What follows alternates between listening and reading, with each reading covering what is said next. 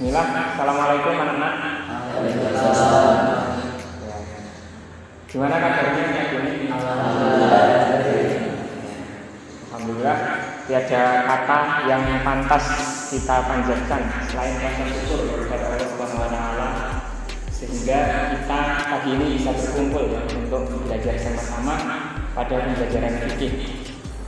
Dan tak lupa salawat dan salam semoga dicurahkan kepada Nabi besar Muhammad SAW, pada keluarganya, pada para sahabatnya, para tabi'in, para sholihin, dan juga para pengikutnya sampai hari kiamat kelak. Ini hadir semua ya? Alhamdulillah hadir semua. Nah, sebelum kita masuk ke pembelajaran, kalian bisa coba lihat ya video berikut ini menggambarkan tentang apa?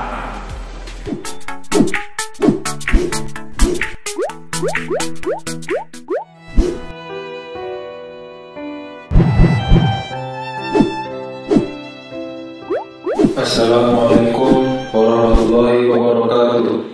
Inna lillahi wa inna ilaihi raji'un. Telah berulang saudara kita. Nah, dari video tadi apa yang bisa kalian dapat? Rasa empati. Ya, itu juga bisa. Yang lain apa? Ya, orang meninggal. Terus yang lain? Sedih ya. Ya, betul sekali ya. Itu dari teman-teman kalian sudah menjawab, ada yang sedih, ada yang empati, ada yang orang meninggal. Nah, itu sesuai dengan pembahasan kita pagi ini, yang mana kita akan masuk tentang salah satu kewajiban dari orang muslim jika melihat kaum muslim yang lainnya meninggal. Itu apa? Mensolati. Nah, jadi kan tata ke pengurusan jenazah itu kan ada 4. Yang pertama harus dimandikan dulu, dikafani, disolati dan dikuburkan. Nah, untuk materi kita ini tentang mensolati. Nah, sebenarnya apa arti dari sholat jenazah itu sendiri? Ada yang tahu? Arti sholat jenazah itu apa? Sholat jenazah. Nah, sholat jenazah adalah sholat yang dilakukan oleh seorang muslim jika melihat kaum muslim yang lain itu meninggal, tentu saja setelah dimandikan dan dikafani. Itu pengertian dari sholat jenazah. Untuk hukumnya apa hukumnya? Hukum sholat jenazah ya wajib apa? Wajib ain atau wajib kifayah? Wajib ain. Ya, wajib kifayah. Jadi hukum sholat jenazah itu fardu kifayah ya, fardu kifayah.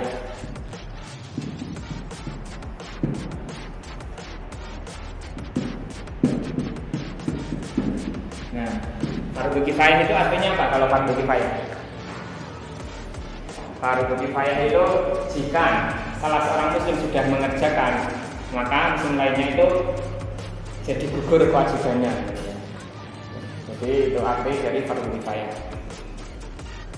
Dalilnya apa? Kalau hukumnya fardu kifayah itu disebutkan hadis dari Ibnu Umar radhiyallahu anhu bahwasanya Nabi Shallallahu Alaihi Wasallam bersabda, "Shallu man qala la ilaha illallah."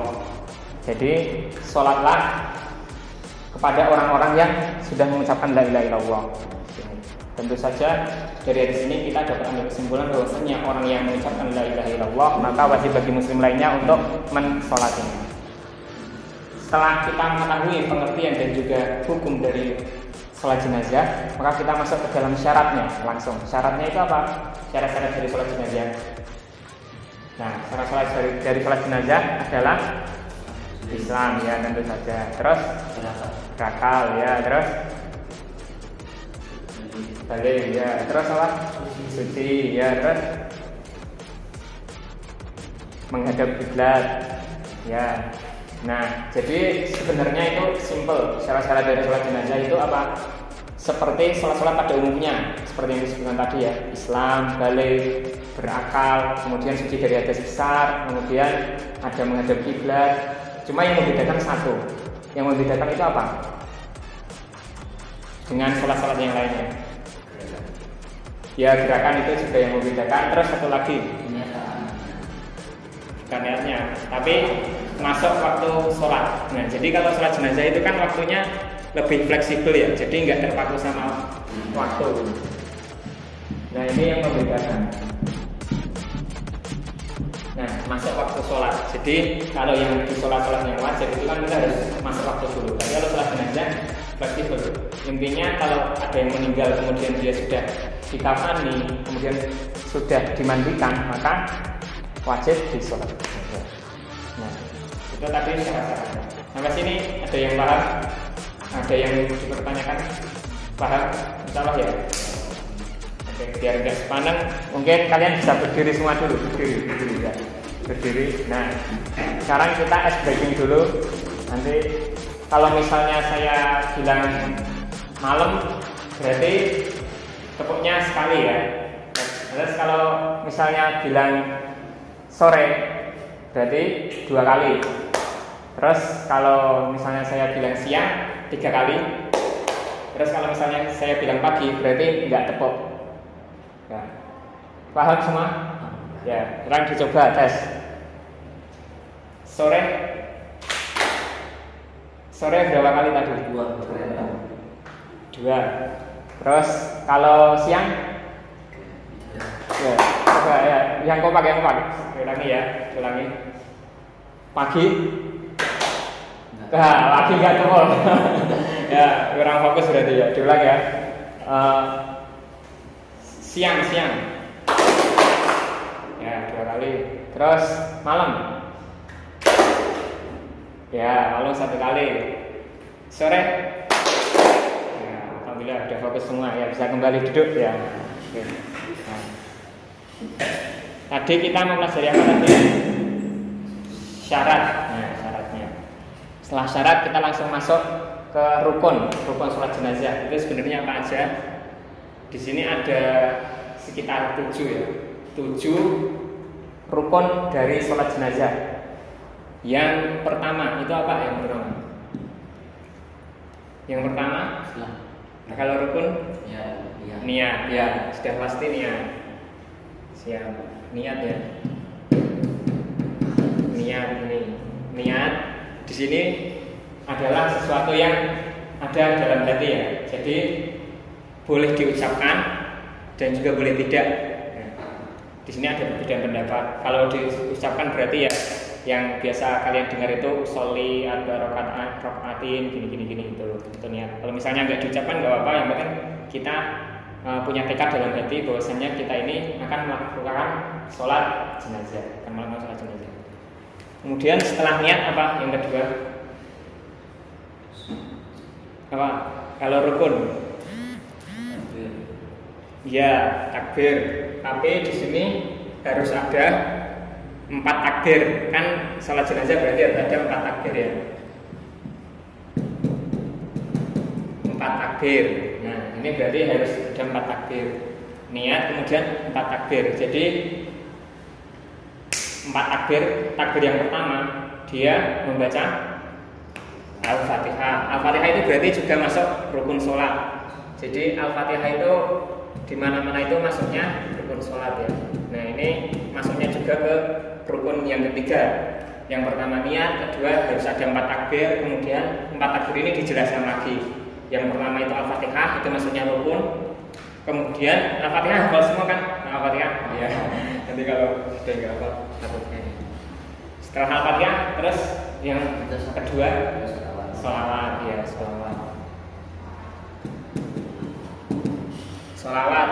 sholawat itu gimana bunyinya?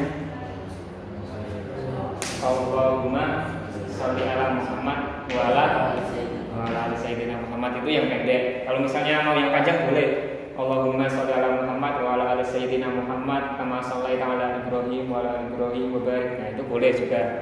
Jadi kalian boleh pilih. Ya, sholawatnya itu boleh yang pendek, boleh yang panjang. Kemudian setelah sholawat rakaat yang ketiga apa? Ya itu apa berarti maksudnya? Doa ya, berarti doa. Yang kelima ini doa. Jadi rukunnya ada 5 dari 5 doa. Doanya ini ada yang rakaat ketiga, ada yang rakaat keempat, ada yang takbir ya, takbir. Afwan tadi takbir ya doa. Takbir ketiga itu doa khusus untuk mayit. Nah kalau yang keempat itu doa untuk kita dan juga mayit. Nah, berarti bedanya itu. Kalau yang ketiga, yang takbir ketiga itu khusus mayit. Kemudian yang keempat itu apa? Untuk kita dan mayit ya. Nahnu dan mayit, tambah mayit. Jadi yang membedakan itu ya antara doa yang ketiga dan keempat. Kemudian yang keenam, rukun keenam apa? Salam. Sebelum salam. Apa? Berdiri ya. Berdiri bagi yang mampu. Kalau berdiri ini lebih fleksibel sih. Jadi kalau memang dia nggak mampu untuk berdiri, maka dia boleh duduk. Tapi kalau misalnya dia mampu berdiri, harus berdiri. Karena kan itu memang anjuran dari sholat jenazah berdiri. Terus yang terakhir 7 salam. Ini tentang tata caranya ya. Nah, sebelum ke praktek nanti akan saya jelaskan dulu tentang kaifiatnya ya. Kaifiatnya ini kan kita udah masuk ke tentang tata cara. Tata cara kita langsung ke kaifiatnya. Sebenarnya bagaimana sih posisi kalau misalnya mayit itu ada di hadapan kita dan mayit itu tidak ada di hadapan kita. Karena ada dua kondisi. Kalau misalnya mayit ada di hadapan kita dan ternyata dia itu laki-laki, maka sholatnya menghadap mana? Kalau misalnya kalian jadi imam nanti, iya menghadap kiblat. Tapi sholatnya di kepala atau di perut? Kalau laki-laki, kepala.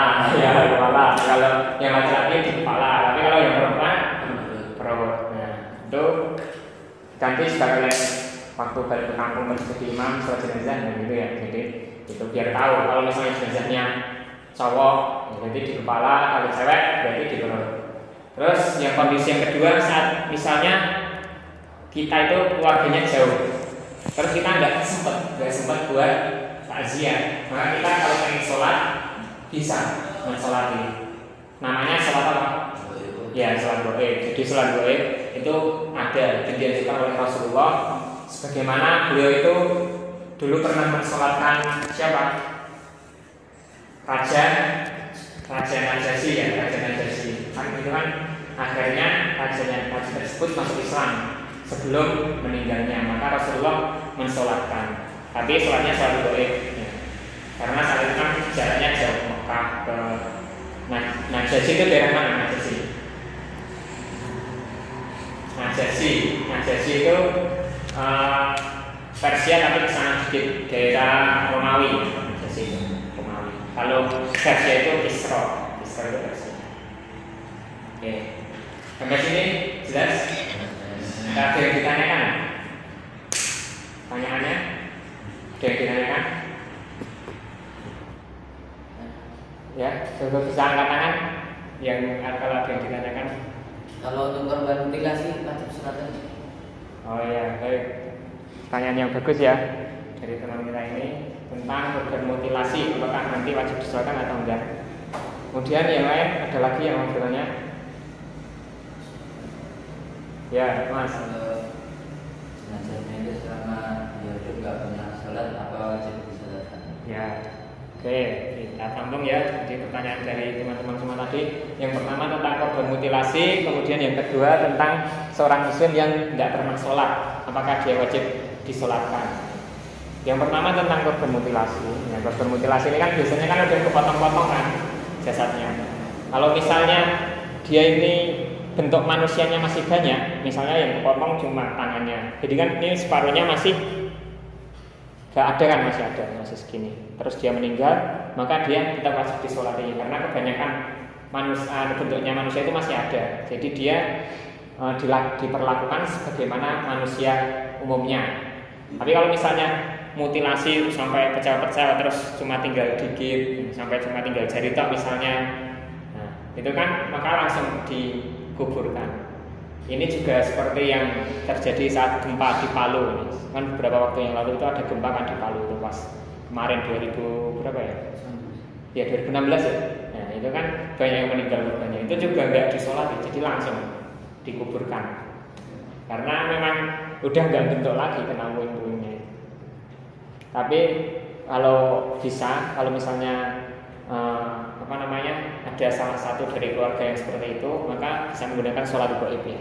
Jadi meskipun nggak bisa sholat di hadapannya, tapi alangkah baiknya kita menggunakan sholat gaib tersebut. Jadi itu pakai cara lain. Oke, gimana? Jelas ya? Jelas tadi yang langsung ke pertanyaan kedua terkait apa tadi mas? Seorang muslim ya? Ya, kayak orang sholat apakah masih disolati?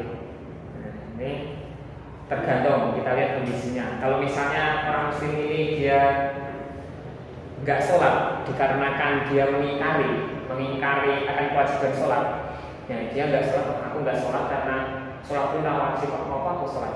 Nah, itu berarti dia apa? Murtad. Nah, berarti dia keluar dari Islam karena dia mengingkari kewajiban sholat. Ya. Tapi kalau misalnya dia nggak sholat, tapi karena apa? Karena malas, kemudian karena kesibukannya banyak, maka tetap wajib disolati. Tapi kalau kita lihat di kondisi masyarakat Indonesia, ini kebanyakan nggak sholat karena apa? Karena malas ya, karena kesibukannya banyak. Jadi kita sebagai muslim yang baik tetap wajib mensolatkan. Gimana mas? Jelas ya jawab? Oke, alhamdulillah jelas. Nah, setelah jelas semua, mungkin saya akan praktek dulu tentang tadi tata caranya. Kemudian nanti kalian bisa maju untuk mempraktekannya. Dengan yang pertama tadi niat ya, niat ini. Kemudian niat dalam hati boleh atau diucapkan boleh. Usolli arba rakaatin fardhu kifayatan. Kalau kita misalnya imam, kalau makmum makmuman. Itu bagian ini mengucapkan lillahi ta'ala. Tapi kalau misalnya nggak mengucapkan nggak apa-apa ya. Kemudian tadi gimana setelah niat? Takbir. Allahu Akbar. Kemudian baca Al-Fatihah. Alhamdulillahirabbil alamin arrahmanir rahim maliki yaumiddin dan seterusnya. Setelah itu takbir lagi juga Allahu Akbar. Kemudian baca selawat. Allahumma shalli ala sayyidina Muhammad wa ala ali sayyidina Muhammad kama shallaita ala Ibrahim wa ala ali Ibrahim wa barik ala Muhammad dan seterusnya. Kemudian takbir yang Allahu Akbar. Allahumma ighfir lahu warhamhu wa'afihi wa'fu anhu wa'akrim nuzulahu wa wasi' madkhalahu wa'ghsilhu bil ma'i wal thalji wal barad dan seterusnya. Kemudian yang terakhir Allahu Akbar. Allahumma la tahrimna ajrahu wa la taftinna ba'dahu waghfir lana wa lahu. Itu yang pendek. Kalau yang panjang ditambahi wa li ikhwanina alladziina sabaquna bil iman wa la taj'al fi qulubina dan seterusnya gitu. Kemudian yang terakhir salam. Salam sunnahnya itu yang kanan. Kalau yang kiri itu hanya tambah. Tapi alangkah lebih baiknya kalau ingin dapat sunnah yang lebih banyak itu salam dua-duanya ya. Assalamualaikum warahmatullahi wabarakatuh. Assalamualaikum warahmatullahi wabarakatuh. Gitu ya prakteknya. Jelas insyaallah? Ya, oke, kalau jelas kita lanjut ke praktek. Jadi salah satu dari kalian ada yang pura-pura ya. Kemudian nanti ada yang jadi imam, kemudian ada yang jadi makmum. Ya, kalian bisa sini maju ke depan.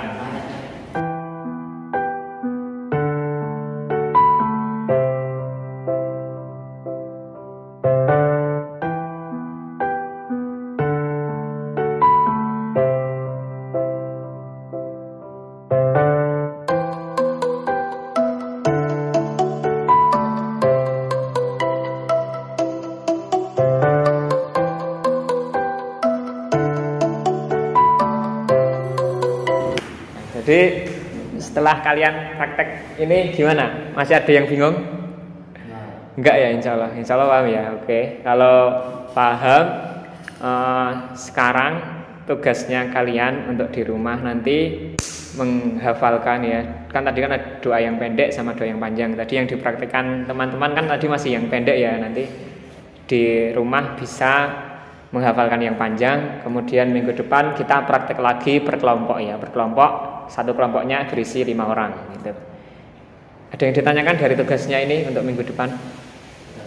Ya, tentang sholat jenazah ini ya. Jelas ya insya Allah? Oke, jelas. Alhamdulillah kalau memang jelas semua. Mungkin saya cukupkan sekian untuk pembelajaran kita pagi ini. Kurang lebihnya mohon maaf, dan kita tutup dengan hamdalah dan doa kafaratul majlis secara bersama-sama. Alhamdulillahirabbil alamin. Subhanakallahumma wa bihamdika asyhadu an la ilaha illa anta astaghfiruka wa atubu ilaik. Wassalamualaikum warahmatullahi wabarakatuh.